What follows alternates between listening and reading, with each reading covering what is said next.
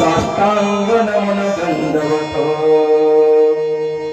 आता बंधुदेव ब्राह्मण जयाचे पुण्य पावन प्रसन्न होऊन श्रोते जनतया नमन दंडवत आता बंधु साधू सज्जन रात्रंदिवस हरीचे ध्यान विठ्ठल नाम उच्चारिती जनतया नमन दंडवत आता बंधुरंग भूमिका कीर्तनी उभी होती लोका टाळ मृदंग श्रोते देखा तया नमन दंडवत ऐसे नमन करुणिया सकरा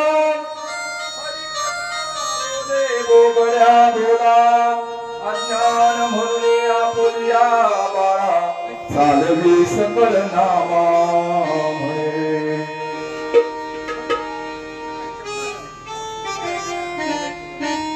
कैलास राणा शिवचंद्र मोडी फणींद्र माता मुकुट झळाली कारुण्य सिंधू दुःख हारी तुझवीन शंभो कोण तारी सर्व मांगल्य मांगल्य शिवे सर्वार्थ साधिके शरण्ये त्र्यंबके गौरी नारायणी नमस्तुते पांडुरंगा करू प्रथम नमन दुसरे चरण संतांच्या त्यांच्या कृपादाने कथेचा विस्तारू बाबाजी सद्गुरु दास तुका गंगा विशुद्धम नितपाद स्पर्शम सर्वष्टितम चुंबितम पुण्यस्नानम सदा स्थितम त्वं समाधिस्थ मूर्ति नमामि गंगा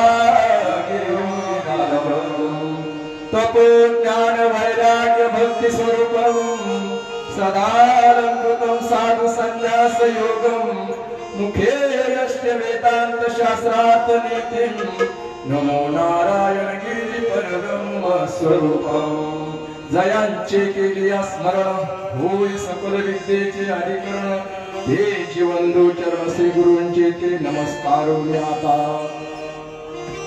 कर जोडितो कथे काही कर जोडितो कथे काही कर जोडितो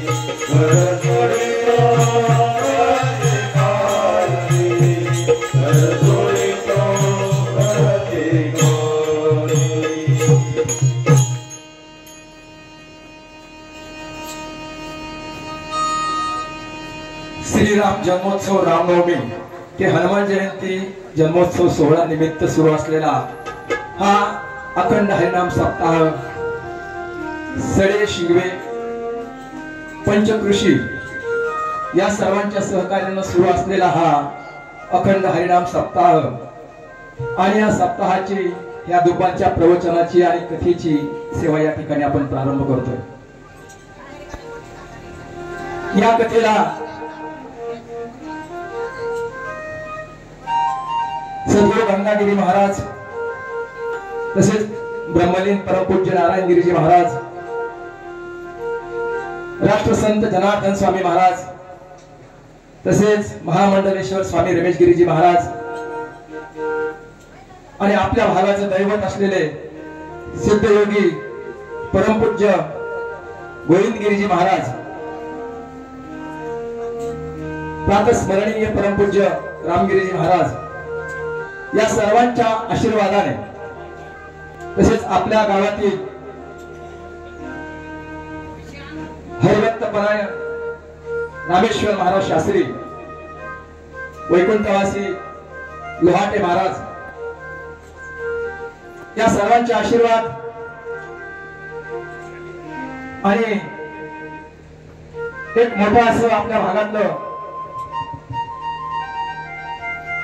रत्न असलेलं आचार्य भगवान शास्त्री महाराज यांच्या मार्गदर्शनाने या ठिकाणी सुरू असलेला हा अखंड हरिनाम सप्ताह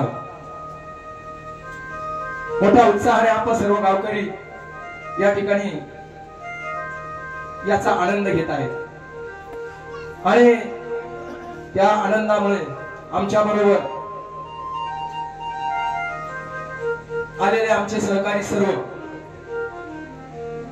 ज्यांचे झी टॉकीजवर कार्यक्रम सुरू आहे, असे संपूर्ण भारतात नव्हे परदेशात देखील ज्यांचे नाव असलेले हरिभक्त सुराशे महाराज, हरिभक्त परायण बाळकृष्ण महाराज सुरासे आपल्याला 2 दिवसापासून या ठिकाणी या कथेला येऊन साथ संगत करून आपल्या आनंदाची शोभा, आपल्या कथेचं वैभव वाढत आहेत.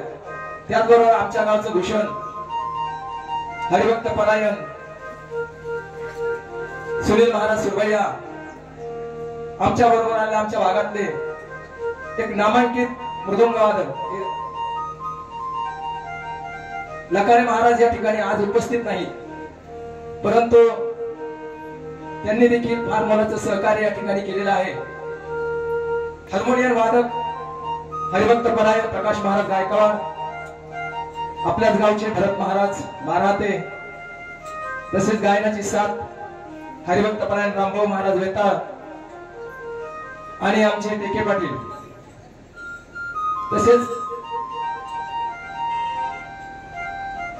हरिभक्त परायण हर्षल महाराज टेके या ठिकाणी आलेले आहेत. आणि दुसरे त्यांचे बंधू काय अनंत महाराज, हे 2 बाल कलाकार या ठिकाणी आपल्या कथेला लाभलेले आहेत. म्हणून आता या सर्वांच्या साथ संगतीनं या कथेचा आनंद दिवसेंदिवस वाढत आहे आणि या कथेचा आनंद वाढवण्यासाठी ज्यांचं अनमोल सहकार्य असले असं आहे, असे आपल्या सिस्टीम ज्यांची आहे ते यश महाराज नकारे, साऊंड इंजिनियर, अत्यंत सुंदर असं साऊंड सिस्टीमचं ऑपरेटिंग ते करतात. त्याचबरोबर त्यांनी त्या कथेचं रेकॉर्डिंग करून युट्यूबवर टाकून या कथा सर्व भागात पाठवल्या. त्याबद्दल त्यांचा आम्ही अत्यंत ऋणी आहे. एवढं मोठं काम त्यांनी केलं आणि या कथेचं प्रक्षेपण युट्यूबवर ते करतायत. त्याच्यामुळे त्यांनाही एकदा सर्वांच्या वतीनं धन्यवाद. आपल्या या तो चुलर असलेल्या दोन्ही वेळच्या कथा ते आपल्या युट्यूबवर दाखवतात. सर्वांच्या चरणावर आणि आपण सर्वजण ज्येष्ठ श्रेष्ठ सर्व मंडळी माझ्यापेक्षा ज्येष्ठ, ज्ञानाने ज्येष्ठ आहेत, वयाने देखील ज्येष्ठ आहेत. सर्वांच्या चरणावर नतमस्तक होऊन आपण कथेला प्रारंभ करू. तुम्ही महेशाच्या मूर्ती. माता भगिनी या ठिकाणी मोठ्या संख्येने उपस्थित राहतात. पुरुष वर्गही मोठ्या संख्येने आहेत, ज्येष्ठ मंडळी आहेत, तरुण मंडळी आहेत आणि या सर्वांच्या सहकार्यानं या ठिकाणी या कार्यक्रमाची शोभा वाढत आहे. या कथेला प्रारंभ करण्यापूर्वी काल आपण ही जी कथा गहिनीनाथापासून गहिनीनाथापर्यंत आपण आलो आणि त्यानंतर निवृत्तीनाथ जे नाथ संप्रदायातलेच आहेत, परंतु निवृत्तीनाथ दादांनी नाथ संप्रदाय माऊलीच्या रूपाने वारकरी संप्रदाय स्थापन करून संपूर्ण जगाला हे ज्ञान उघड करून दिलं. या ठिकाणी आपली कथा काल ज्ञानदेवे रचिला पाया उभारले देवालया इथपर्यंत ही कथा आपली आलेली होती. आपली कथा सुरू असताना कथा ही भरतरीनाथापर्यंत आलेली होती. आता यानंतर आपल्याला भर्तरीनाथाचं चरित्र आपल्याला बघायचं. हे चरित्र भर्तरीनाथाचं चरित्र पाहण्यापूर्वी सर्वांनी एकदा दत्तप्रभूचं आपण भजन करू. दिगंबरा दिगंबरा श्रीपाद वल्लभ दिगंबरा दिगंबरा दिगंबरा श्रीपाद वल्लभ दिगंबरा दिगंबरा दिगंबरा श्रीपाद वल्लभ दिगंबरा दिगंबरा दिगंबरा श्रीपाद वल्लभ दिगंबरा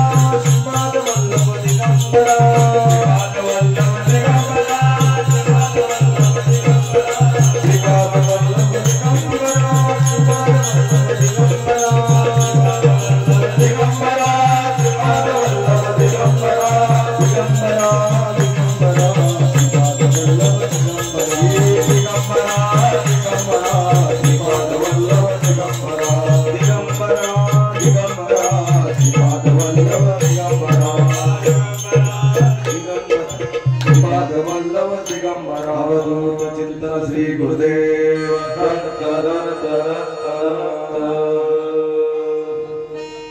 भर्तरीनाथाचं चरित्र पाहण्यापूर्वी भर्तरीनाथाचा जन्माचा पूर्व इतिहास असा आहे. सूर्यदेव ज्यावेळी भ्रमण करीत असताना सूर्यदेवाने एका उर्वशीला बघितलं आणि त्याचं तेज त्या ठिकाणी संकलित झालं.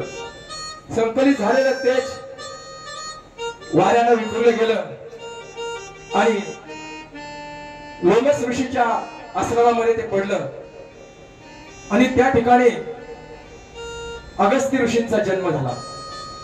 बोलिए अगस्त्य महाराज की जय. अगस्त्य महाराजांचा जन्म लोमेश ऋषीच्या आश्रमामध्ये झालेला आहे सूर्यवीर्यापासून आणि त्याचा एक भाग कौलिक ऋषीच्या आश्रमामध्ये बाहेर ठेवलेल्या भर्तरी पात्रामध्ये पडलेला आहे. भर्तरी पात्रात पडलेला तो सूर्याचं तेज त्या ठिकाणी त्या कौलिक ऋषींनी बघितलं आणि त्यांच्या लक्षात आलं हे सूर्याचं तेज आहे आणि त्यांनी ती भर्तरी एका सुरक्षित ठिकाणी ती ठेवलेली आहे. त्याच वेळी धृमील नारायणाने त्या ठिकाणी अवतार घेतलेला आहे. सूर्याचे जे तेज होतं त्या तेजामध्ये धृमील नारायणाने अवतार घेतलेला आहे आणि त्या ठिकाणी त्या भर्तरी पात्रामध्ये भर्तरीनाथाचा जन्म झालेला आहे. भर्तरीनाथ महाराज की जय. भर्तरीनाथ महाराज की जय. आणि त्या ठिकाणी जन्म झालेला भर्तरी महाराजांचा त्या भर्तरीला एक मधमाशाचं पोळं त्या ठिकाणी तयार झालं आणि त्या मधमाशाच्या त्या पोळ्यामधून निघलेल्या मधावर त्या बालकाचं संगोपन होत होतं. त्यामध्ये एक दिवस एक दगड निखळला त्या गुहेमधला आणि त्या भर्तरी पात्रावर पडला. भर्तरी पात्र फुटलं आणि ते बाळ घळघळत त्या कपारीमध्ये येऊन त्या डोंगराच्या कपारीमध्ये येऊन गवतामध्ये पडलं. परंतु योगायोगानं त्या ठिकाणी एक हरणी नुकतीच प्रसूत झालेली होती आणि त्या हरणीच्या पाडसामध्ये हे बालक जाऊन पडलं. परंतु प्राणी मुके प्राणी सुद्धा खूप दयाळू असतात. त्या हरणीनं आपलं स्वतःचं पाडस म्हणून समजलं आणि त्या बाळाला चाटलं, त्याला स्वच्छ केलं आणि त्याला संगोपन करू लागली. परंतु हरणीच्या पिलांना पिता येत होतं, दूध प्यायचं ज्ञान होतं, ते हळूहळू आपोआप दूध प्यायला लागले. परंतु या बालकाला दूध पिता येत नव्हतं. परंतु त्या हरणीने स्वतः खाली वाकून त्याच्या मुखामध्ये स्तन देऊन या बालकाला दुग्धपान केलं आणि या बालकाला हळूहळू बालक वाढत गेलं. 2 वर्षाचा झाला आणि हरणाच्या पाडसामध्ये हरणाबरोबर फिरू लागला. जंगलामध्ये फिरत असताना गवत खाऊ लागला. जसं प्राणी वर्तन करतील तसं प्राण्यासारखं राहू लागला. संपूर्ण प्राण्याची भाषा भर्तरीनाथाला कळू लागली आणि ती भाषा कळल्यानंतर भर्तरीनाथ हळूहळू मोठे झाले. 4-5-6 वर्षाचे भर्तरीनाथ झाले आणि त्या प्राण्यामध्ये असलेले भर्तरीनाथ एक दिवस त्या जंगलामध्ये त्या रस्त्याने जयसिंग भाट नावाचा एक जोडपं त्या ठिकाणी चाललं होतं. त्याने त्या माणसाच्या मुलाला बघितलं आणि हा मुलगा कोणाचा तरी असला पाहिजे आणि हा चुकलेला आहे ह्या जंगलामध्ये याचं कुणीतरी याला आईबाप सापडत नसतील म्हणून हा या जंगलामध्ये फिरत आहे, म्हणून त्याला पकडलं. त्याला पकडल्यानंतर जसं स्वतःचं पारस एखाद्याने धरून न्यावं आणि त्या पारणीनं त्या आईनं आकांत करावा, तसं त्या हरणीने भरपूर सोडवण्याचा प्रयत्न केला. परंतु मनुष्य शक्ती पुढे तिचं काही चाललं नाही. त्या जयसिंग भाटानं त्या भर्तरीनाथाला घेतलेला आहे आणि आपल्या घरी नेलेला आहे. घरी नेल्यानंतर एक दिवस महादेवाच्या मंदिरामध्ये दर्शनासाठी गेले. भर्तरीनाथाला बरोबर घेऊन गेलेले जयसिंग भाट आणि त्या ठिकाणी अद्भुत प्रकार घडला. त्या पिंडीमधून आवाज आला, या भर्तरीनाथ या. तो आवाज त्या जयसिंग भाटानं ऐकला आणि त्याने त्या दिवसापासून त्याला भर्तरीनाथ म्हणून नाव दिलं आणि त्याचं संगोपन केलं. आपण तिला सांगितलं हा कोणीतरी योगी पुरुष आहे. आपल्याला आलेला अनुभव शिवालयातला सांगितला आणि त्या दाम्पत्यानं मोठ्या प्रेमानं त्याचं संगोपन केलं. एक दिवस मुलामध्ये खेळत असताना, परंतु मुळातच हा भर्तरी खेळत असताना लुटूपुटूच्या लढाया करायचा, एक राजा असल्यासारखा वागायचा. मुळातच जसं बालपण बाळ कडू असतं, पुढे काय होणार हे बाळाचे पाय पाळण्यात दिसतात, तसं तो खेळायचा. खेळता खेळता एकदा त्याला ठेच लागली आणि तो बेशुद्ध पडला. सूर्यदेवानं बघितलं आपला मुलगा बेशुद्ध पडलेला आहे. एका ब्राह्मणाचं रूप सूर्यदेवाने घेतलं. त्या भर्तरीनाथाच्या तोंडावर पाणी शिंपडलं, शुद्धीवर आणलं आणि भर्तरीनाथाला त्याच्या घरी पोहोच केलं. आणि ज्यावेळी पोहोच केलं त्यावेळी त्या मातेला सांगितलं त्याचं संगोपन करा, हा खूप मोठा योगी आहे. परंतु मातेने विचारलं आपण याला आणून घातलं पण हा कोण आहे. त्यावेळी सूर्यदेव प्रत्यक्ष प्रगट होऊन त्या मातेला सूर्यदेवानं दर्शन दिलं आणि सांगितलं हा माझा पुत्र आहे, याचा तुम्ही सांभाळ करा. खरोखर तुम्ही धन्य आहात की तुम्हाला याचा योग या ठिकाणी आलेला आहे. आणि अशा प्रकारे संगोपन करीत असताना भर्तरीनाथ मोठा झाला. आता भर्तरीनाथाचं लग्न करावं म्हणून त्या ठिकाणी जयसिंग भाट आणि त्याची पत्नी त्या जंगलामध्ये जात असताना त्या जंगलामधून एका जंगलामध्ये असताना रस्त्याने चोरांनी त्यांना लुटलं आणि त्यांच्या जवळचं जे द्रव्य होतं ते सर्व लुटलं आणि त्या ठिकाणी त्या जयसिंग भाटाला मार लागल्यामुळे जयसिंग भाट मृत्यू पावला. जयसिंग मृत्यू पावल्यानंतर पत्नीला देखील शोक आवरला नाही. पत्नी सुद्धा त्या धक्क्याने मरण पावली आणि दोघंही आईबाप मेलेले तो भर्तरीनाथ त्या ठिकाणी अनाथ झाला. भर्तरीनाथानं जंगलातील लाकडं गोळा केली, त्यांचा अंत्यसंस्कार केला आणि त्या ठिकाणी रडत बसला. अशा वेळी त्या रस्त्याने काही व्यापारी त्या ठिकाणी व्यापारासाठी जात होते. त्यांनी बघितलं, त्या मुलाला बरोबर घेतलं आणि बरोबर घेऊन ते पुढे अवंती नगरीमध्ये गेले. अवंती नगरीचा त्या ठिकाणी गेल्यानंतर रात्रीच्या वेळी बाहेर मुक्काम होता. त्या मुक्कामाच्या ठिकाणी ते सर्व बसलेले आहेत आणि रात्रीच्या वेळी कोले कोळीचा आवाज आला. कोले ओरडायला लागले. ते कोले ओरडायला लागले. भर्तरीनाथाला ती प्राण्यांची भाषा अवगत होती. भर्तरीनाथाला ती भाषा कळली आणि भर्तरीनाथाने व्यापाऱ्याला सांगितलं तुम्ही सावध व्हा, या ठिकाणी चोर येत आहे आणि ते तुमचं धन लुटून नेतील. आणि ते ऐकल्यानंतर सर्व व्यापारी सावध झाले. शेकोट्या पेटवल्या, त्या चोरांना परतून लावलं. परंतु त्याच ठिकाणी त्यावेळी एक विक्रम म्हणून त्या ठिकाणी ते पहारेदार त्या ठिकाणी उपस्थित होता त्या नगरद्वारावर. त्याने ही संपूर्ण विषय बघितला आणि भर्तरीनाथाला प्राण्याची भाषा येते हे त्याच्या लक्षात आलं आणि मग त्याने त्या भर्तरीनाथाला आपल्या जवळ ठेवायचं ठरवलं. याचा आपल्याला उपयोग होईल. परंतु आता हा विक्रम कोण? हा विक्रमाची मूळ कथा अशी आहे. सुलोचन गंधर्व हा स्वर्गामध्ये जो उर्वशी रंभा यांचा जो काही नृत्याचा कार्यक्रम सुरू असतो देवाच्या मनोरंजनासाठी, त्या ठिकाणी हा गंधर्व सुलोचन उपस्थित होता. परंतु तो इतका रममान झाला आणि आपला देहभान विसरून त्या देवाच्या सभेमध्ये त्याने रंभेचा हात धरला आणि रंभेचा हात धरल्यानंतर त्याचं तर असभ्य कृत्य देवांना आवडलं नाही आणि देवाने त्याला शाप दिला की तू मृत्यूलोकामध्ये गाढव होऊन, जसं गाढवाने कर्तव्य केलं म्हणून तू मृत्यूलोकामध्ये गाढव होऊन जन्माला येशील. आता आपण हे गाढवाचं लग्न हे पूर्ण चित्रपट तयार झालेला आहे. केवळ एवढ्या कथेवरच पूर्ण चित्रपट तयार झालेला आहे. तो हा नवनाथाचाच प्रसंग आहे. आणि ते सुलोचन गंधर्वाने विचार केला, आता गाढवाचा जन्म आहे परंतु मला माझ्याकडून चूक झाली, परंतु भगवंता मला काहीतरी उशाप द्या की जेणेकरून माझा उद्धार होईल. त्यावेळी भगवंताने सांगितलं की ज्यावेळी तुझं त्या मिथिला नगरीची राजा सत्यवर्मा याची कन्या सत्यवती हिच्याशी तुझा विवाह होईल आणि विवाह झाल्यानंतर तुला जो मुलगा होईल त्याचं नाव विक्रम राहील आणि त्या विक्रमाचं तू मुख पाहिल्यानंतर तू या शापातून मुक्त होशील. असा उशाप मिळालेला तो सुलोचन गंधर्व त्या ठिकाणी गाढव म्हणून त्या गावाच्या बाहेर जन्माला आला. एका कुंभाराकडे त्या ठिकाणच्या कुंभाराने बघितलं, कुंभाराच्या गाढवामध्ये तो गेला, कुंभाराने त्याला ठेवून घेतलं.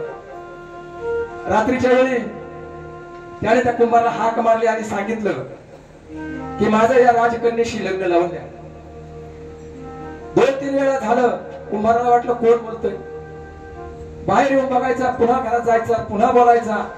असं करता करता शेवटी गाढवाने आता जास्त विलंब न करता सांगितलं, आता आपण याला प्रत्यक्ष सांगितलं पाहिजे. आणि त्या कुंभाराला ही हकीकत त्या गाढवाने सांगितली, माझं लग्न त्या कन्येशी लावून द्या.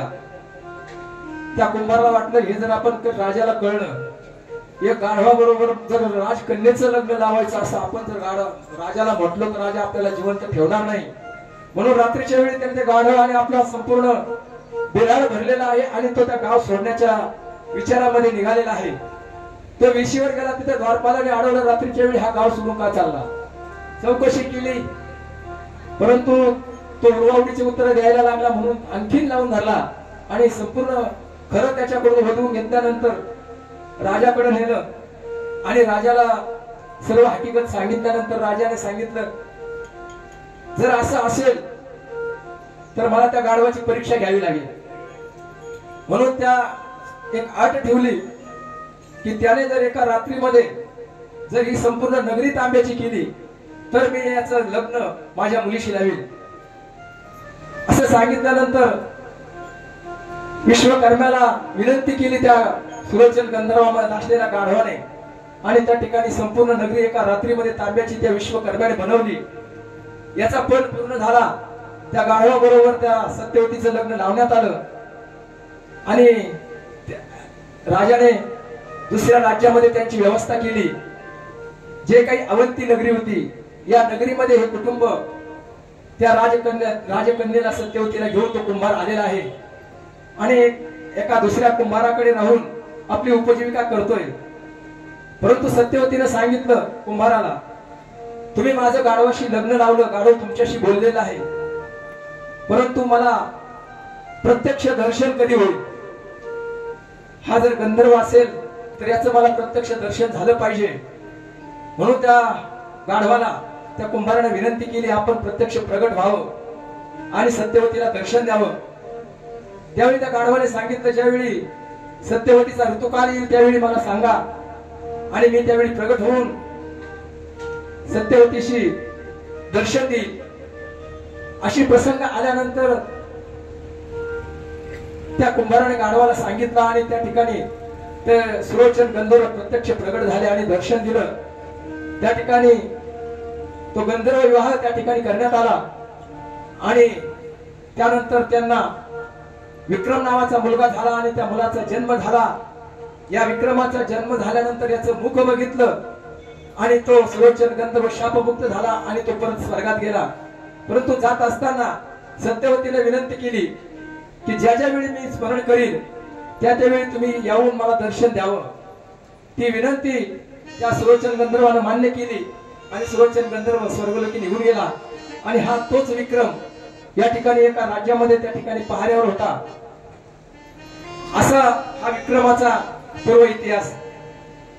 आणि ज्यावेळी परत पहाटेची वेळ झाली, त्यावेळी कोलेकुही परत सुरू झाली. आणि मग विक्रमाने त्या भर्तरीला विचारलं, आता हे कोले काय म्हणतात?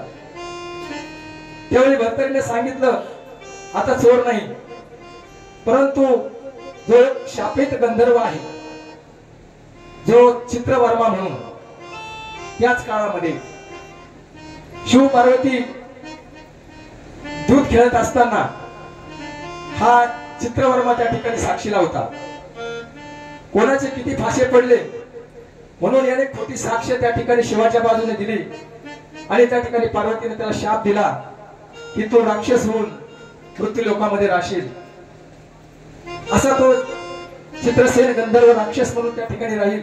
परंतु त्या ठिकाणी शिवाने शाप दिला की तुला एक विक्रम म्हणून त्या ठिकाणी जन्माला आलेला असेल व तो तुझा वध करील आणि तुला मारल्यानंतर तुझा उद्धार होईल.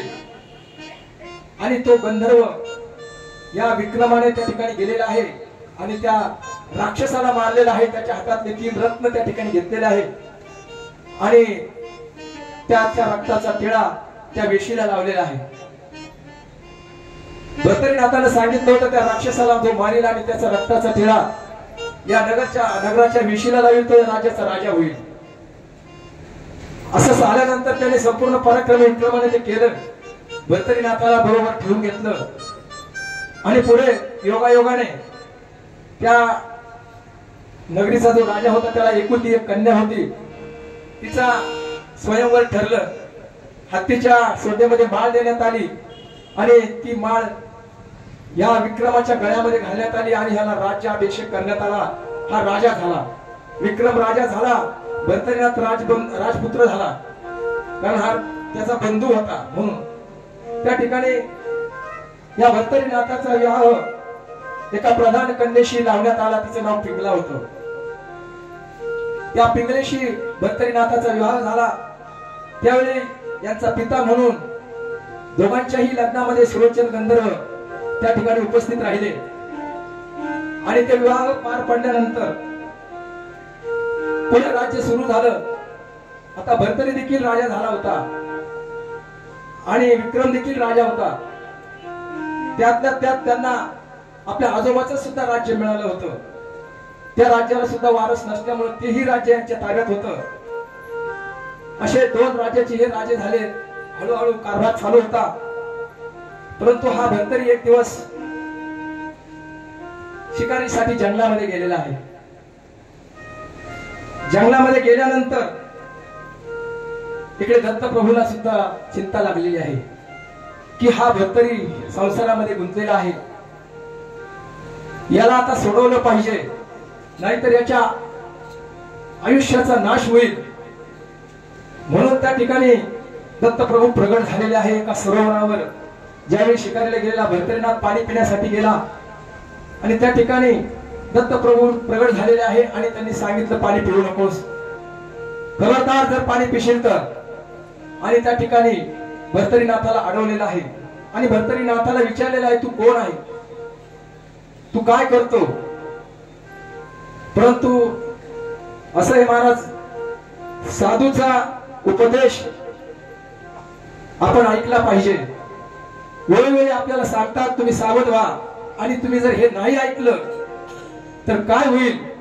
हे जरी नाही ऐकालं तरी दुसरं येईल. हे जरी नाही ऐकालं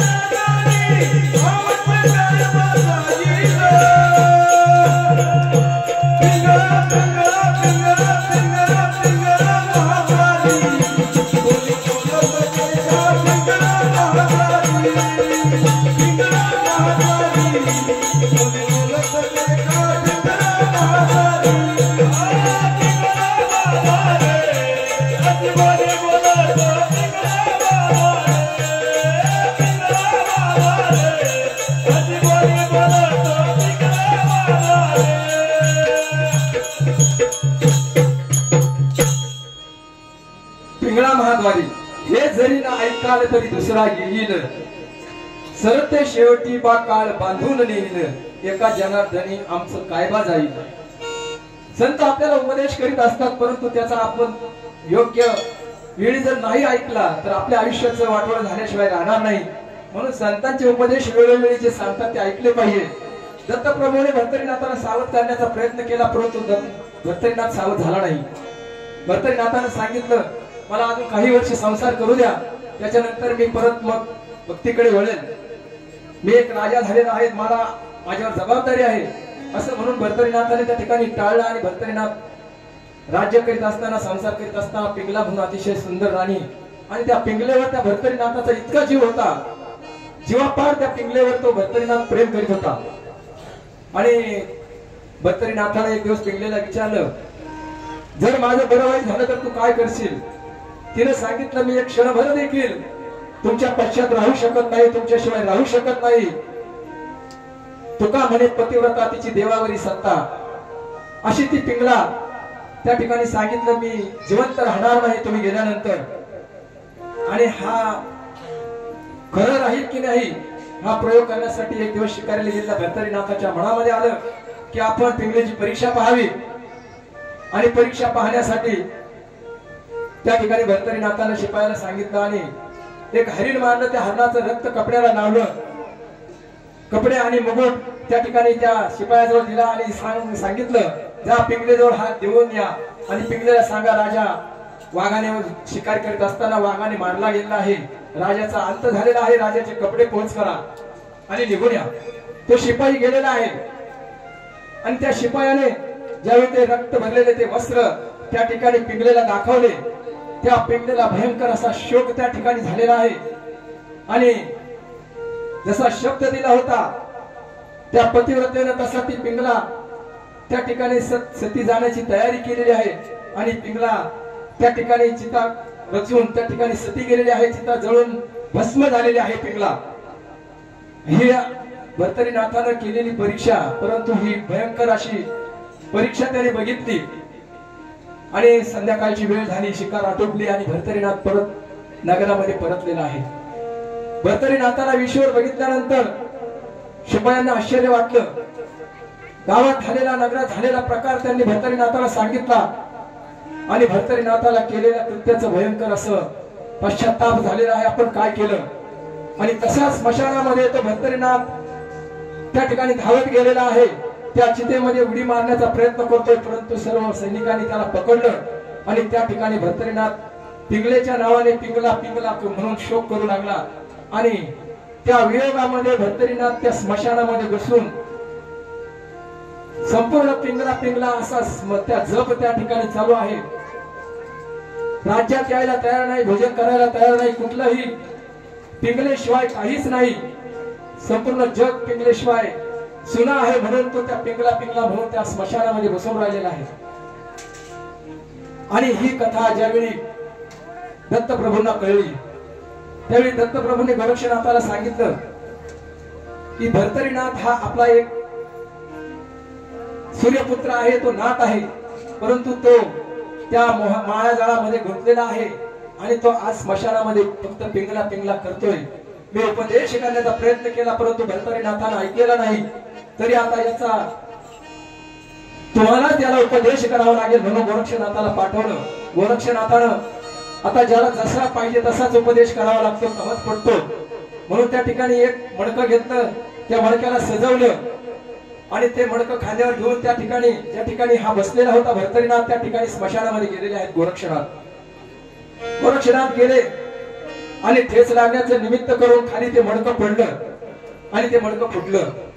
मडकं फुटल्यानंतर गोरक्षनाथ सुद्धा माझं मडकं फुटलं म्हणून जसा भर्तरीनाथ शोक करत होता तसे शोक करू लागले. आता जसं ज्याला जसं पडतं तसंच औषध द्यावं लागतं म्हणून गोरक्षनाथाने त्याच्यासारखाच प्रयोग सुरू केला. त्यावेळी भर्तरीनाथांनी विचार केला मी पिंगला पिंगला म्हणून या ठिकाणी शोक करतोय आणि हा मडकं म्हणून शोक करतोय. मडकं एवढं महत्वाचं आहे. त्याने सांगितलं तू काय मडकं म्हणून शोक करतो असे किती मडके तुला आणून देऊ म्हणून त्या ठिकाणी सांगितलं. मग भर्तरीनाथाने जे पिंगलेचा जो शोध करीत होते तर गोरक्षनाथाने सांगितलं माझं मडकं जेवढं महत्वाचं आहे तेवढीच तुझी पिंगला देखील आहे. जसं माझं मडकं आणून देता येईल परत तशी तुझी पिंगला सुद्धा मी परत आणू शकतो. असं केल्यानंतर एक भस्म चिमुटी मंत्र जपून ती फेकली आणि त्या ठिकाणी हजारो पिंगला त्या ठिकाणी गोरक्षनाथाने निर्माण केल्या आणि त्या भर्तरीनाथाला दाखवल्या आणि भर्तरीनाथाला त्या मायेमधून सोडवलं आणि भर्तरीनाथाला कळलं की या ठिकाणी आपण मायेमध्ये गुंतलेलो आहोत. इतकी अफाट शक्ती या नाथ संप्रदायामध्ये आहे की मेलेले माणूस सुद्धा जिवंत होऊ शकतं. आपण एका माणसासाठी एका पिंगलेसाठी आपण या ठिकाणी शोक करीत बसलेलो आहोत. म्हणून त्या ठिकाणी त्या भर्तरीनाथाला घेऊन दत्त प्रभूंकडे गोरक्षनाथ गेलेले आहे. भर्तरीला राज्यातून सोडवलं, संपूर्ण त्याग त्या ठिकाणी करायला लावला, संपूर्ण गणवेश त्या ठिकाणी नाथ संप्रदायाचा दिला आणि दत्त प्रभूकडे त्यांना घेऊन गेलेले आहे. आणि दत्त प्रभूने मग त्यांना आपली दीक्षा दिलेली आहे, आशीर्वाद दिलेला आहे आणि त्या ठिकाणी त्या दत्त प्रभूच्या सानिध्यामध्ये भर्तरीनाथ आता अभ्यास करतायत. असा अभ्यास करीत असताना धन्य गुरु कृपा झाली, धन्य गुरु कृपा झाली, धन्य गुरु कृपा झाली, धन्य गुरु कृपा, धन्य गुरु कृपा झाली, धन्य गुरु कृपा, धन्य गुरु कृपा झाली,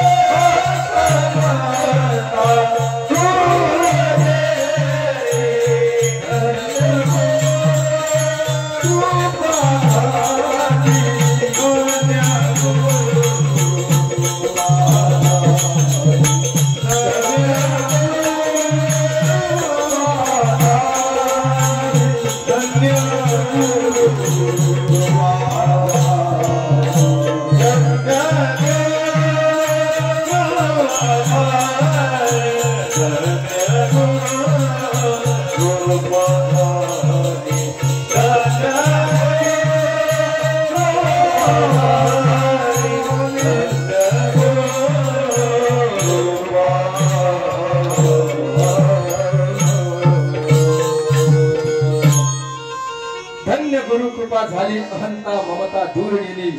भर्तरीनाथाची सर्व अहंता ममता दूर झाली. भर्तरीनाथाने गुरुचा उपदेश घेतला, गुरु कृपा झाली आणि भर्तरीनाथाचा संपूर्ण आयुष्य त्या ठिकाणी मार्गी लागलं. आणि एक नाथ संप्रदायाचे मोठे नाथ म्हणून त्या ठिकाणी भर्तरीनाथांची त्या ठिकाणी नाव आजही आहे. अशी ही भर्तरीनाथाची कथा. यानंतर आपल्याला बघायचं आहे चौरंगीनाथाची कथा. या चौरंगीनाथाच्या कथेचा पूर्व इतिहास असा आहे. राजा शशांकर हा एक नगरीचा राजा होता, परंतु त्या शशांकर राजाला मुलबाळ नव्हतं.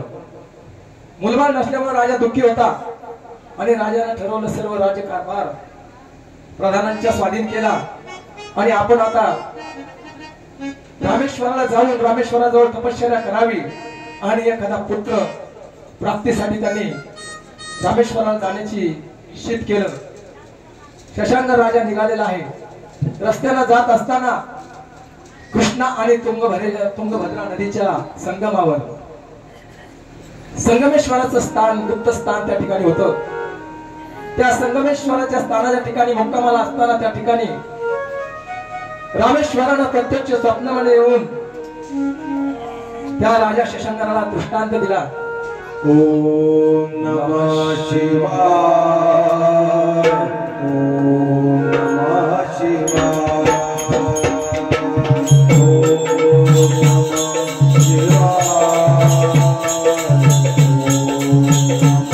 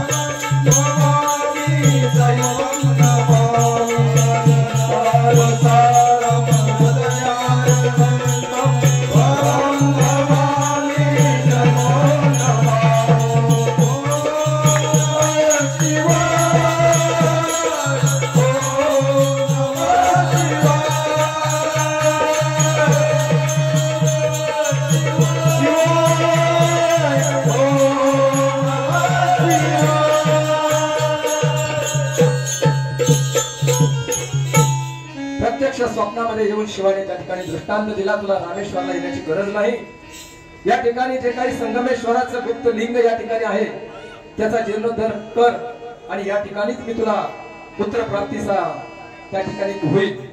म्हणून त्या राजाने त्या ठिकाणी असलेल्या त्या गुप्त लिंगाचा जीर्णोद्धार केला. त्या ठिकाणी भव्य असं संगमेश्वराचं मंदिर बांधलं राजानं आणि त्या ठिकाणी तपश्चर्या सुरू केलेली आहे. तपश्चर्या करीत असताना त्या ठिकाणी एक देवांगना त्या ठिकाणी शिवाच्या सभेमध्ये नृत्य करीत असताना शिवाचं रूप पाहून मोहित झाली आणि तिचा जो काही भाव होता तो शिवाने पाहिला आणि शिवाने तिला शाप दिला, तो मृत्यू लोकामध्ये एक स्त्री म्हणून जन्माला येशील, परंतु शाप दिला तुझा त्या ठिकाणी तू तपश्चर्या केल्यानंतर मी प्रत्यक्ष प्रगट होऊन तुझी इच्छा पूर्ण करीन. असा त्या ठिकाणचा योगायोग असताना त्या ठिकाणी ती कदंबा देखील तपश्चर्या करीत होती आणि शिव त्या ठिकाणी त्या तपश्चर्या पूर्ण झाल्यानंतर शिव प्रगट झाले. शिवाने त्या कदंबेला दर्शन दिलं, परंतु त्यांचं तेज पाहून कदंबा घाबरली आणि ती त्या पळायला लागली. परंतु शिवानं तिला पकडलं आणि स्पर्श होताच तिचा उद्धार झाला. परंतु ते जे काही तेज त्या पाण्यामध्ये पडलेलं होतं कृष्णेच्या, त्या कृष्णेच्या पाण्यामध्ये वाहत वाहत आलेलं तेज हा राजा त्या ठिकाणी सकाळी स्नान करून त्या गंगेला अर्घ देत असताना सूर्याला ओंजळीमध्ये पाणी घेत असताना त्या ठिकाणी ते तेल त्या हाताला लागलं आणि जीव शिवाचा संगम त्या ठिकाणी झाला आणि त्या ठिकाणी कृष्णागराचा जन्म त्या ठिकाणी झालेला आहे. तोच कृष्णागर म्हणजे चौरंगीनाथ महाराज. चौरंगीनाथ महाराज की जय, चौरंगीनाथ महाराज की जय. त्या शशांकाला खूप आनंद झालेला आहे, पुत्र मिळालेला आहे. जसं शिवाने सांगितलं स्वप्नामध्ये येऊन तसा दृष्टांत दिलेला होता तो आज फळाला आलेला आहे आणि एक पुत्र त्या ठिकाणी प्राप्त झालेला आहे. त्याचं नाव कृष्णेत सापडला म्हणून कृष्णागर ठेवलं आणि त्या पुत्राला घेऊन राजा आलेला आहे. हळूहळू दिवस चाललेला आहे, परंतु काळानं एक दिवस त्या कृष्णागराची आई हिरावून नेली आणि माता विना तो आता कृष्णागर झालेला आहे. कृष्णागर मोठा झाला. कृष्णागर देखील लग्नाच्या वयामध्ये आलेला होता. राजाने विचार केला आता कृष्णागराचं लग्न करावं म्हणून देशोदेशी प्रधानांना पाठवलं, पत्रिका घेऊन पाठवलं, परंतु आता ही चौरंगीनाथाची पत्रिका कोणाला जुळणार? शेवटी चौरंगीनाथ होते ते, त्यांची पत्रिका कशी जुळणार? अनेक ठिकाणी पाठवलं परंतु कुठेही पत्रिका जुळत नव्हती. शेवटी राजाने विचार केला आणि एका राजकन्येशी राजाने स्वतः विवाह केला, कारण घरातील व्यवस्था राहण्यासाठी राजाने तो निर्णय घेतला आणि भुजावतीशी राजा शशांकराने विवाह केला. परंतु तिला कल्पना दिली नाही की एक पुत्र आहे म्हणून. पुढे भुजावतीला वेगळा महाल होता. त्या वेगळ्या महालामध्ये भुजावती राहत होती. एक दिवस हा शशांकर शिकारीला गेलेला असताना हा कृष्णागर त्या अंगलामध्ये पटांगणामध्ये खेळत असताना तिने बघितलं आणि ते तेज पाहून त्या भुजावतीच्या मनामध्ये विकल्प तयार झाला आणि तिने त्या दाशीला पाठवून त्या कृष्णागरावर बोलावलं आणि आपली इच्छा प्रगट केली. तिला माहिती नव्हतं आपला पुत्र आहे म्हणून. परंतु त्या कृष्णागराला माहिती होतं ही आपली आई आहे म्हणून. कृष्णागराने सांगितलं तुला लाज वाटायला पाहिजे, तू माझी आई आहे आणि तू माझ्या बरोबर असा व्यवहार करण्याची इच्छा करते. आणि कृष्णागर तिथून पळून गेला. परंतु त्यावेळी राणी खूप घाबरली. राणीला वाटलं हा जर आता कृष्णागरानं जर राजाला वंडाला सांगितलं तर आपलं आता जिवंत राहणं शक्य नाही. राणी खूप घाबरलेली आहे, खूप शोक करते. परंतु अशा वेळी सल्ला देणारे सुद्धा असतात. जसा कैकेयीला मंथरेने सल्ला दिला होता आणि सांगितलं का तुझ्या मुलाला राज्य मागून घे आणि प्रभू रामचंद्राला वनवासाला पाठव, तसे सल्ला देणारी दाशी या भुजावती जी होते तिने सांगितलं आता घाबरू नको, जे झालेलं आहे ते झालेलं आहे. परंतु आता तुला जर जिवंत राहायचं असेल तर तुला आता युक्ती करावी लागेल. आणि तिने तिला युक्ती दिली. एक स्त्री काही पण करू शकते महाराज. तिने जर ठरवलं तर खऱ्याचं खोटं करायला वेळ लागत नाही. आणि तिने युक्ती दिली, तू असं कर, राजा आल्यानंतर शोध सुरू कर आणि राजाने विचारल्यानंतर सांग की कृष्णागराने माझ्याशी सलगी की बळजबरी करण्याचा प्रयत्न केला तुमच्या मुलाने, मला जिवंत राहायचं नाही असं तू नाटक कर आणि त्याचं कृष्णागरावर आळ घे. असा सल्ला दिल्यानंतर त्या राणीने सुद्धा विचार केला आपल्याला जिवंत राहायचं असेल तर आपल्याला काही केलं पाहिजे. आणि राजा शिकारीहून आलेला आहे. तिने क्रोध त्या ठिकाणी सुरू केलेला आहे. शोध त्या ठिकाणी राणी करते. राजाने विचारलं काय झालं, कोणी तुला त्रास दिला? त्यावेळी सांगितलं तुमच्या मुलाने मला इथं राहणं अशक्य केलेलं आहे आणि त्याच्यावर आळ घेतला. आता तो राजा होता, त्याने कुठलाही विचार केला नाही किंवा शहानिशा केली नाही. आणि सैनिकांना बोलावलं आणि सांगितलं त्या कृष्णागराचे हातपाय तोडा, त्याला हीच शिक्षा द्या. त्याने यापुढं या आपल्या नगरीमध्ये कुणीही असं कृत्य करता कामा नये म्हणून त्या ठिकाणी राजाने शिक्षा सुनावली. त्या सैनिकांना देखील खूप वाईट वाटलं. एका कोवळ्या बालकाचे हातपाय तोडायचे, राजपुत्र आहे, स्वतःच्या मुलाचे हातपाय तोडायचे आज्ञा राजा देतो. सैनिकांनी जरी आज्ञा दिली तरी सैनिकांनी ताबडतोब निर्णय घेतला नाही. सैनिक थांबले. राजाचा राग शांत होईल, राजा निर्णय बदलेल त्याची वाट पाहत थोडा वेळ गेल्यानंतर काही वेळाने परत गेले आणि विचारलं कृष्णागराचं काय करायचं. परंतु आलेला क्रोध राजाला आवडता आला नाही. राजाने सांगितलं भर चौकामध्ये त्याचे हातपाय तोडा आणि त्याला तिथं बांधून ठेवा. आणि अशा प्रकारे सैनिकांचा नाईलाज झाला. तो एवढा तरुण तेजस्वी पुत्र त्या ठिकाणी त्या चौकामध्ये बांधण्यात आलं आणि त्या चौरंगीनाथाचे त्या ठिकाणी हातपाय तोडण्यात आले. रक्ताच्या थारोळ्यात पडलेला चौरंगीनाथ जनता पाहू लागली. राज्यातली जनता येऊ लागली, रडू लागले, हळहळ करू लागले. परंतु महाराज अशा वेळी कुणीही पुढे येत नाही. अशा वेळी कुणीही पुढे येत नाही. फक्त या ठिकाणी जे काही साधू संत असतात तेच या ठिकाणी पुढे येऊ शकतात. अशा जे काही त्रास झालेले आहे त्याचा उद्धार करण्याचं किंवा त्यांच्यावर दया करण्याचं काम फक्त साधू संतच करू शकतात. त्या ठिकाणी मच्छिंद्रनाथ आणि गोरक्षनाथ आलेले आहे आणि त्यांनी बघितलं आणि दया निर्माण झाली. आणि खरे दया निर्माण होतात तेच खरे संत असतात. जे कोण रंजले गांजले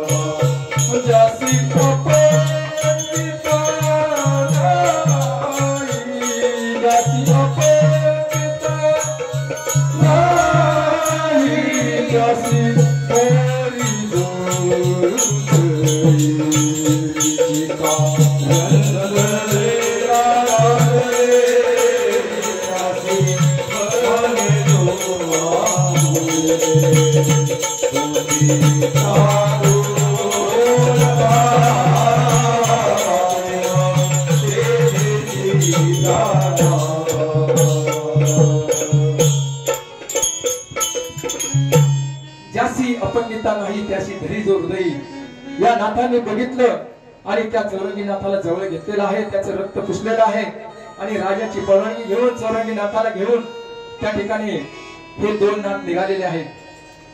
त्यांनी ते रक्त संपूर्ण बंद केलं, औषध लावलं आणि त्या चौरंगी नाथाला एका गुहेमध्ये घेऊन गेलेले आहे आणि सांगितलं, त्याला आशीर्वाद दिला नाथांनी आणि सांगितलं या ठिकाणी तू आता तपश्चर्याला बस. आणि त्या गुहेमध्ये त्या चौरंगी नाथाला तपश्चर्याला बसवून दिलेला आहे. त्या ठिकाणी त्याच्या खाण्यापिण्याची व्यवस्था, त्या काही यक्षिणी असतात त्या यक्षिणींना सांगितलं याची फळं आणून देत जा आणि एक त्या गुहेमध्ये एक उंचावर शिळा ठेवली आणि चौरंगी नाथाला सांगितलं या शिळेवर लक्ष ठेव आणि नामस्मरण करीत राहा. जर तुझं लक्ष विचलित झालं तर ही शिळा सुटून तुझा प्राण जाईल. असं दाखवल्यानंतर त्या ठिकाणी चौरंगीनाथ तपश्चर्याला बसलेले आहेत आणि चौरंगीनाथाने तपश्चर्या सुरू केलेली आहे आणि हे नाथ त्या ठिकाणाहून निघालेले आहे. अशी ही तपश्चर्या करीत असताना प्रभूचं भजन त्या ठिकाणी सांगितलेलं आहे, नाम जप सांगितलेलं आहे. दिगंबरा दिगंबरा दिगंबरा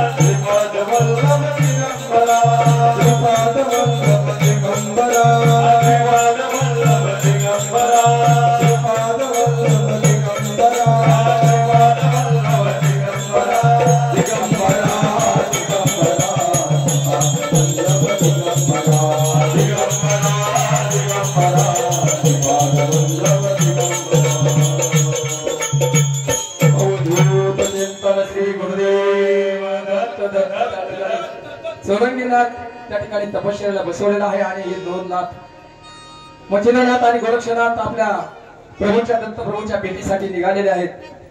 जात असताना त्या ठिकाणी प्रयागराज मध्ये दोन मच्छिंद्रनाथ आणि गोरक्षनाथ गेलेले आहेत. प्रयागराजला त्या ठिकाणी त्रिविक्रम म्हणून राजा राज्य करीत होता. त्या राज्यामध्ये गेलेले आहे, परंतु योगायोग त्या ठिकाणी गेले त्यावेळी त्या राजा त्या ठिकाणी देहांत झालेलं होतं. राजा त्या ठिकाणी वारलेला होता आणि त्याच वेळी त्या राज्यामध्ये प्रवेश केला. संपूर्ण नगरीमध्ये शोक पसरलेला आहे, शोकाकुल अशी ती नगरी झालेली आहे.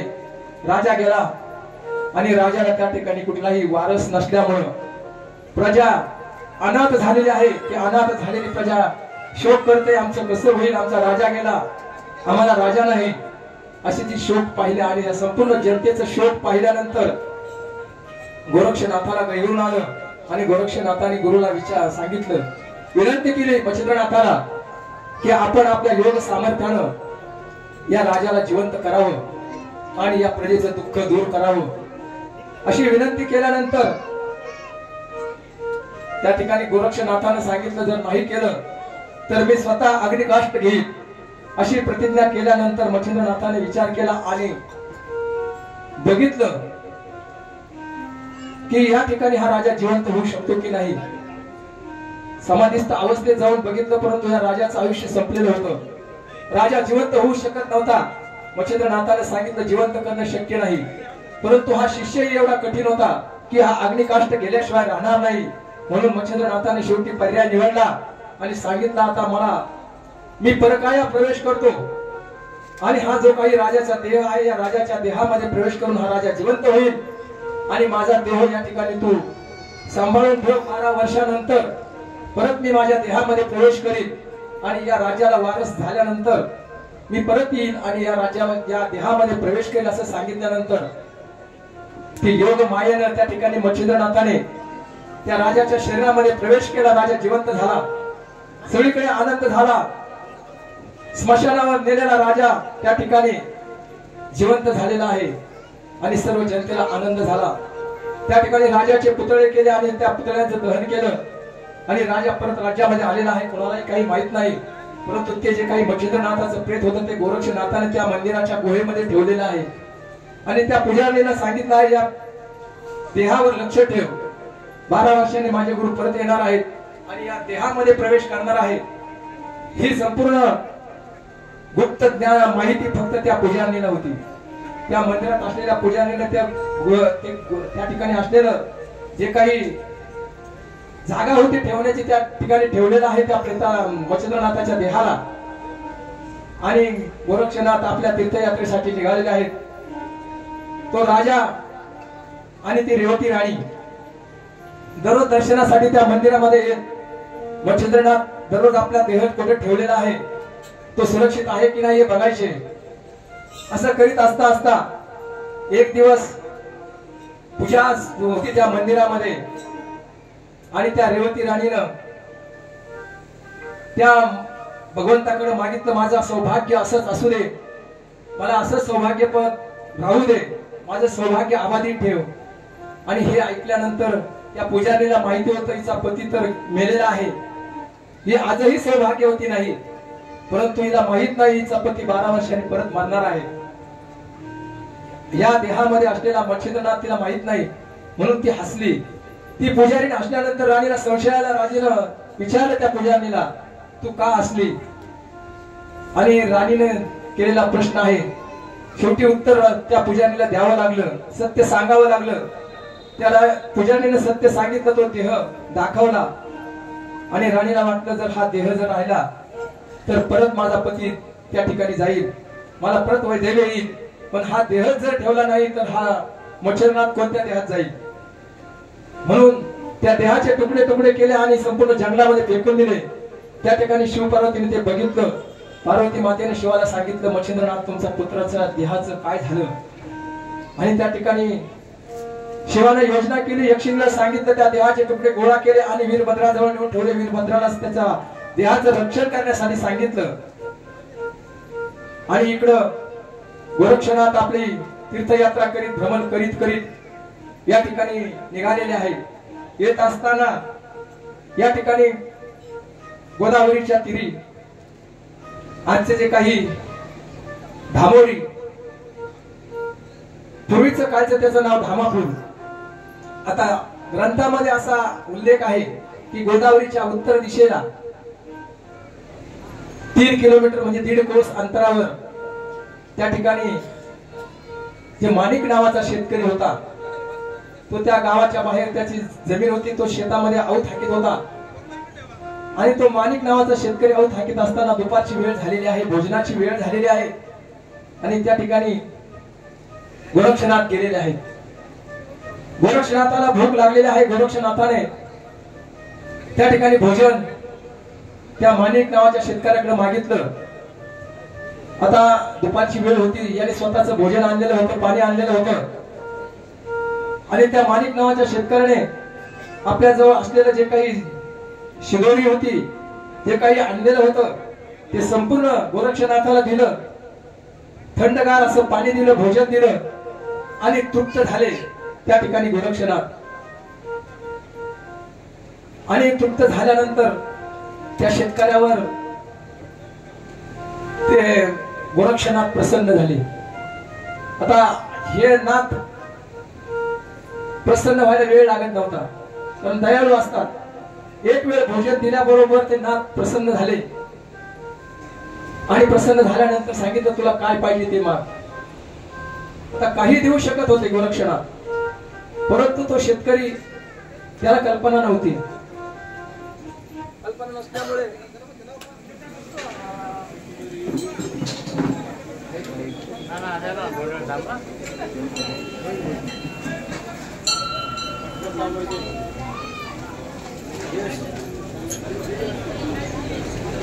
हॅलो.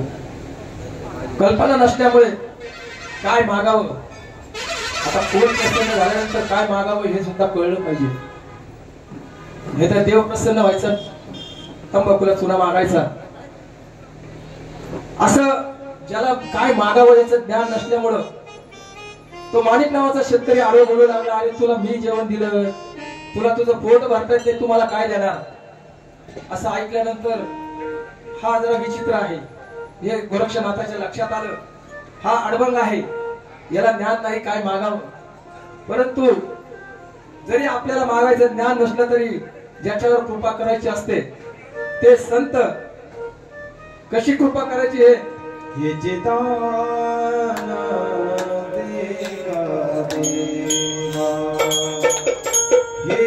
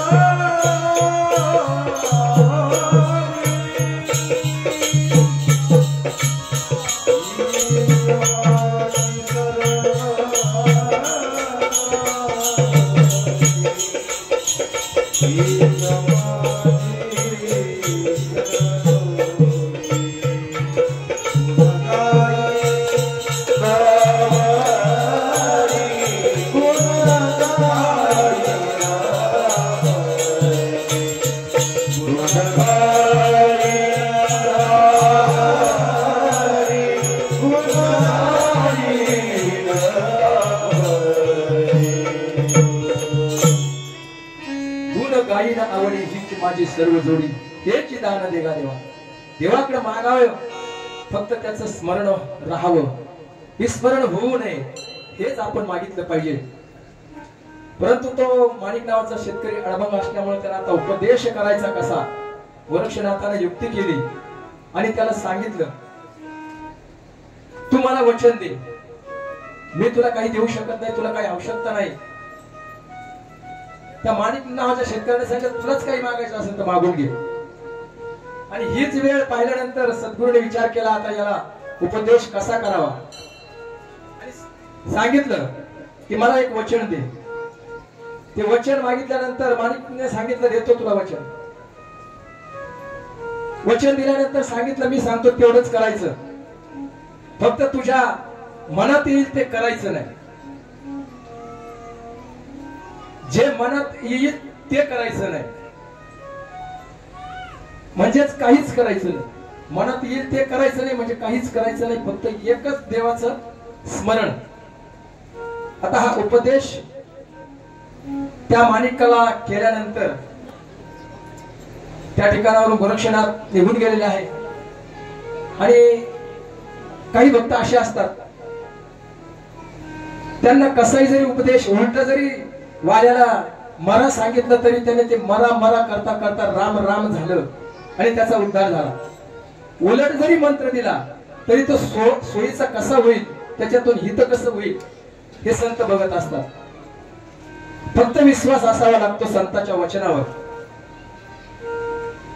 कुठलंही वचन असू द्या, कुठलाही शब्द असू द्या, त्यांनी सांगितलेला कुठलाही मंत्र जरी असला, फक्त त्यांनी त्यांच्या मुखातून सांगावा, तो निश्चित फळ दिल्याशिवाय राहत नाही. एक शेतकरी होता आणि तो शेतकरी शेतीनिष्ठ शेतकरी होता. त्याला बाकीचं काहीच माहित नव्हतं. जसं आपले सावता महाराज, कांदा मुळा भाजी अवघी विठाबाई माझी, तसं तो आपला शेती करायचा. आणि गावाच्या पलीकडे नदी होती, त्या नदीच्या पलीकडे जसं आपलं गोदाधाम बेट आहे, असे एक महंत त्या ठिकाणी राहायचे. त्या महंताच्या दर्शनासाठी हा शेतकरी जायचा. आपल्या मळ्यातले वांगे, कांदे, कोथिंबीर घेऊन त्या ठिकाणी जायचा. गेल्यानंतर ते साधू विचारायचे, काय चाललं, कसं चाललं. याचं चालायचं, कांदे काढले, बटाटे काढले, कोथिंबीर आहे, वांगे आहे. आता त्याचा जो व्यवसाय आहे तो तेच सांगणार, परंतु त्याला स्वतःच्या उद्धारासाठी काय करावं हे कळत नव्हतं. परंतु संताला, साधूला कळतं. अनेक दिवस तो असा यायचा, त्या गुरुची भक्ती करायचा आणि जायचा. परंतु तो एक दिवस आला आणि गुरुला सांगितलं, गुरु मला काही एखादा मंत्र तरी द्या. आता गुरुने विचार केला, याच्या डोक्यातून जर कांदे बटाटे जात नाही, त्याला मंत्र तरी काय द्यायचं. कधी आले तर काय चाललं, कांदे काढले, वांगे लावले, हेच सांगतो, याला मंत्र तरी काय द्यावा. दुसरा मंत्र दिला तर याला समजायचं नाही आणि त्याच्या पुण्याचं जपय व्हायचा नाही. मग गुरुने विचार केला, आपण आपल्याला मंत्र देऊ. मग गुरुने मंत्र दिला, 3 वांगे, 1 कोथिंबीर जुडी, चल मेरी घोंगडी. असा मंत्र दिल्यानंतर त्याने तो मंत्र, जसं आता माणिकला सांगितलं मनात येईल ते करायचं नाही, तसा गुरुने दिलेला मंत्र आहे. आणि तो मंत्र तो घेऊन आपला त्याचा तो मंत्र चालू. 3 वांगे, 1 कोथिंबीर जुडी, चल मेरी घोंगडी. खांद्यावर घोंगडी असायची. हा मंत्र सतत चालू, परंतु श्रद्धेने करायचा. या ठिकाणी भाव फार महत्वाचा आहे, श्रद्धा फार महत्वाची आहे आणि गुरुवर विश्वास देखील तेवढाच महत्वाचा आहे. कारण विश्वास नसेल तर कोणताही सिद्ध मंत्र जरी दिला तरी त्याचा उपयोग होणार नाही. परंतु या मंत्राचा त्या ठिकाणी त्याने मनोभावे शुद्ध अंतःकरणाने त्याचा जप करीत असायचा, जायचा यायचा. परंतु एक दिवस काय झालं, पावसाळ्याचे दिवस होते. त्या गंगेला भयंकर असा पूर आलेला होता. त्या बेटामध्ये कोणाचं येणं जाणं सगळं बंद झालेलं होतं. परंतु त्या दिवशी या शेतकऱ्याच्या मनात आलं, आपल्या गुरुला आपल्या घरी जेवायला घेऊन यावं. म्हणून तो त्या ठिकाणी गेला आणि आपला सिद्ध मंत्र आहे, 3 वांगे, 1 कोथिंबीर जुडी, चल मेरी घोंगडी. तो मंत्र त्याने जपला आणि ती घोंगडी त्या पाण्यावर टाकली. ती घोंगडी तरंगली आणि त्या घोंगडीवर बसून तो त्या नदी पार करून त्या बेटामध्ये गेलेला आहे, त्या गुरुच्या ठिकाणी गेलेला आहे. आणि गुरुला सुद्धा आश्चर्य वाटलं की एवढ्या पाण्यातून हा आला कसा. इथं कुठलीही साधन नाही, नाव नाही. असं साधन नसताना आला कसा. चौकशी केली. त्याने सांगितलं, महाराज आपल्या गुरु आपला जो मंत्र आहे त्या मंत्रामध्ये खूप सिद्ध ताकद आहे आणि त्या मंत्राच्या जोरावर मी या ठिकाणी आलेलो आहोत. गुरुला सुद्धा आश्चर्य वाटलं, आपण याला काय मंत्र दिलेला आहे, हा काय सांगतो. परंतु गुरुचा विश्वास बसत नव्हता. परंतु त्याने सांगितलं, गुरुजी माझ्या तिथे जेवायला चला. गुरुजीने सांगितलं जेवायला जायचं, पण जायची व्यवस्था काय.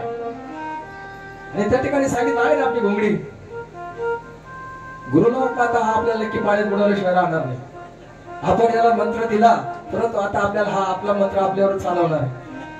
म्हणून ते आले आणि त्या गंगेच्या किनारी आल्यानंतर आता याचा सिद्ध विश्वास होता आणि सद्गुरूच्या मुखातून आलेला मंत्र याने तो सिद्ध केलेला होता. आणि तो सिद्ध केलेला मंत्र त्या ठिकाणी तो आला आणि त्याने सांगितलं, गुरुजी मी घोंगडी टाकतो, आपण बसा, आपण जाऊ. गुरुजीने सांगितलं अगोदर तू बहीस, नंतर मी बसतो. आता गुरुला वाटलं केला तर हा जाईल, आपण पाहू.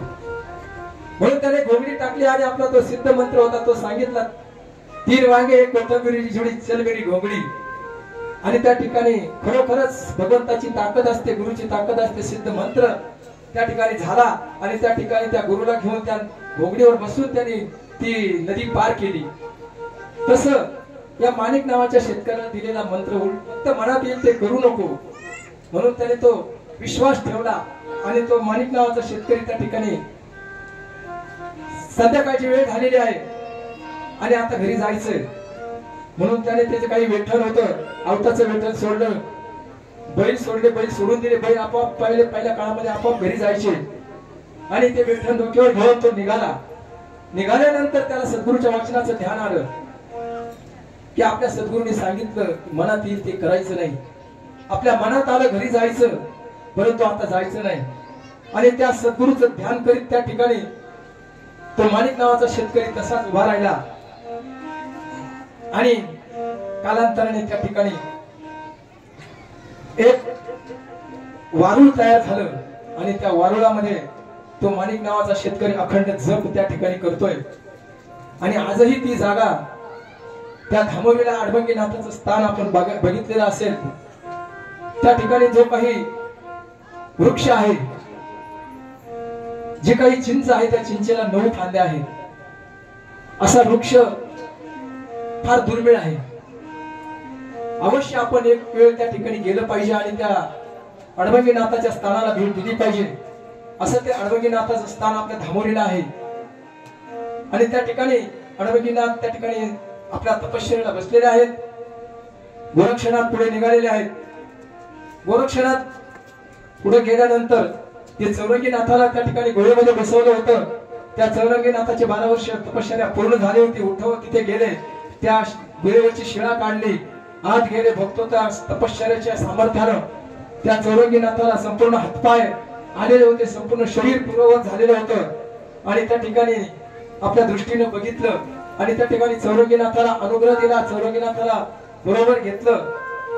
त्या ठिकाणी तो जो काही राजा होता त्या राजाच्या राज्यामध्ये गेले, त्या राजाची फजिती केली, त्या राजाला शक्ती दाखवली, त्या भुजावती राणीला हाकलून दिलं आणि हे चौरंगीनाथ आणि गोरक्षनाथ पुढे पुन्हा ज्या ठिकाणी मच्छिंद्रनाथाचा देह ठेवलेला होता त्या गुहेजवळ गेलेले आहे, त्या मंदिरामध्ये गेलेले आहे आणि चौकशी केलेली आहे की या ठिकाणी मच्छिंद्रनाथाचा देह ठेवला होता तो काय झाला.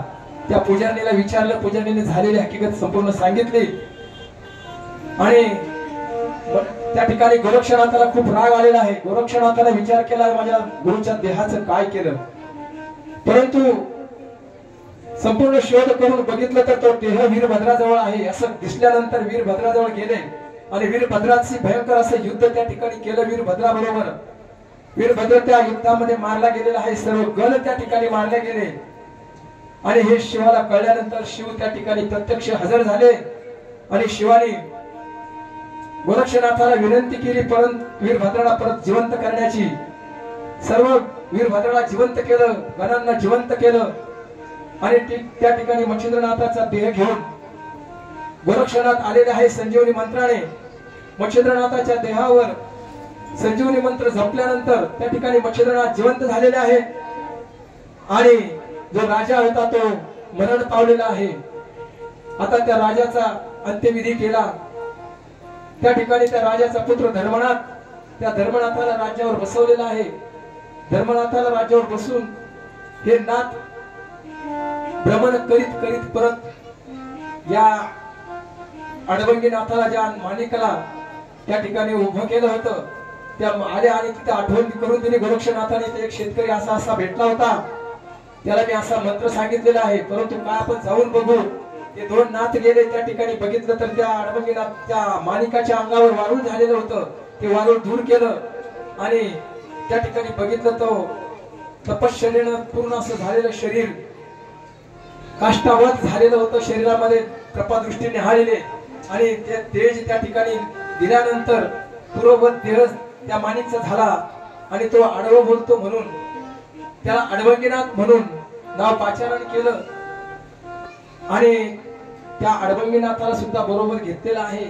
चौरंगीनाथाला बरोबर घेतलेला आहे. धर्मनाथाकडे परत गेलेले आहे. धर्मनाथाला 12 वर्ष झालेले आहे. धर्मनाथाला देखील मुलगा झालेला आहे आणि त्या ठिकाणी धर्मनाथाला सुद्धा माघ शुद्ध द्वितीयेला या दिवशी धर्मनाथाला अनुग्रह दिला धर्मनाथाच्या मुलाला राज्यावर बसवलं आणि धर्मनाथाला सुद्धा नाथ संप्रदायामध्ये समाविष्ट करून घेतलं आणि त्या मुलाला सांगितलं की ही आठवण म्हणून दरवर्षी धर्मनाथ बीज तुम्ही साजरी करीत जा. आजही संपूर्ण भारतभर धर्मनाथ बीज साजरी होत असते.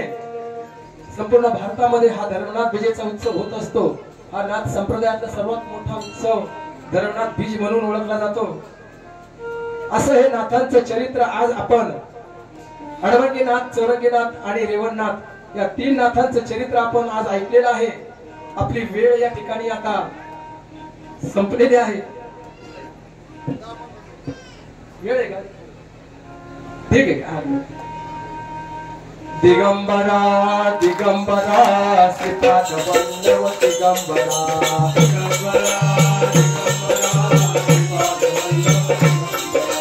दिगंबरा दिगंबरा श्रीपाद वल्लभ दिगंबरा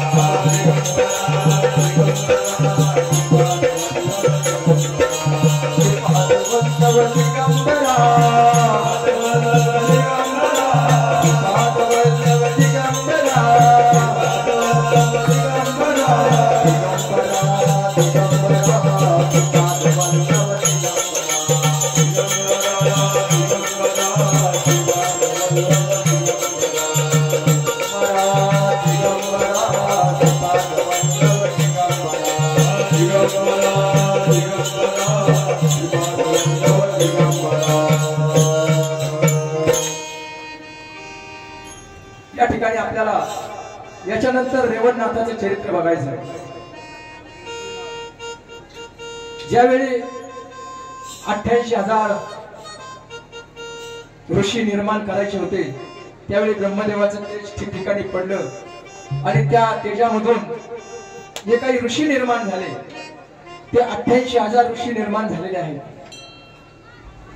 अशा या निर्मिती होत असताना काही तेज त्या रेवतीच्या किनारी पडलेला आहे. रेवती नदीच्या ते तेज पडलेलं आहे आणि त्या तेजामधून त्या ठिकाणी चमस नारायणाने त्या ठिकाणी अवतार घेतलेला आहे. सहनु सारक नामे शेतकरी, सहनु सारक असं त्या शेतकऱ्याचं नाव होतं. तो आपले बैल पाणी पाजण्यासाठी त्या नदीवर गेला आणि त्या ठिकाणी त्याने बघितलं तर एक तेज पुंज असं बालकाचा त्या ठिकाणी त्या नदीच्या किनारी रडताना बघितला आणि त्या बालकाकडे तो गेलेला आहे आणि त्याने ते तेज बघितल्यानंतर त्याच्या लक्षात आलं हा कोणीतरी दिव्य पुरुष आहे आणि त्या ठिकाणी रेवणनाथाचा जन्म झालेला आहे. रेवणनाथ महाराज की जय, रेवणनाथ महाराज की जय. अवधूत चिंतन श्री गुरुदेव रेवणनाथाचा जन्म झालेला आहे आणि त्या शेतकऱ्याने बघितल्यानंतर त्या शेतकऱ्याने त्या बाळाला उचललेला आहे, घरी आणलेला आहे. हळूहळू तो बाळ रेवणनाथ मोठा होत आहे. बाळ मोठा झाला आणि 11 वर्षाचा झाल्यानंतर तो शेतकरी होता. तो शेतकऱ्याचा व्यवसाय पुढे चालवायचा म्हणून तो आपला शेती करायला सुरुवात केली. तो रेवणनाथ शेती करायचा. पूर्वीच्या काळी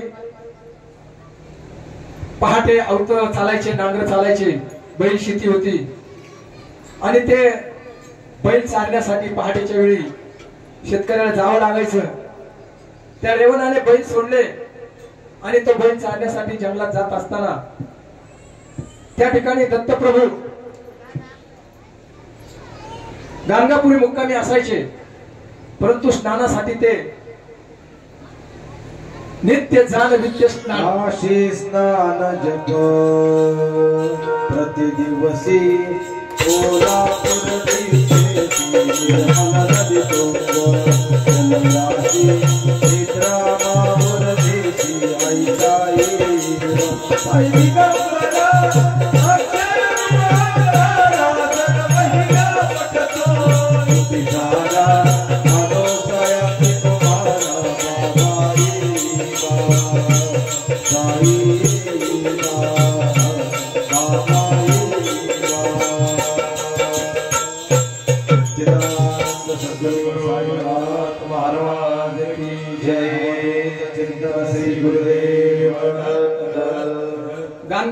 मुक्कामी असलेले दत्तप्रभू जान्हवीच्या स्थानासाठी दररोज जायचे.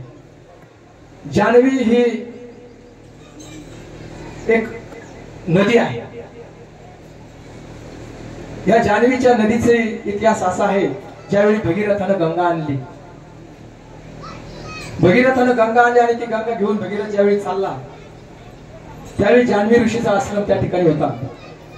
परंतु ही गंगेचा ओढ इतका प्रचंड होता की त्या जान्हवी ऋषीचा आश्रम देखील त्यामध्ये वाहून चालला.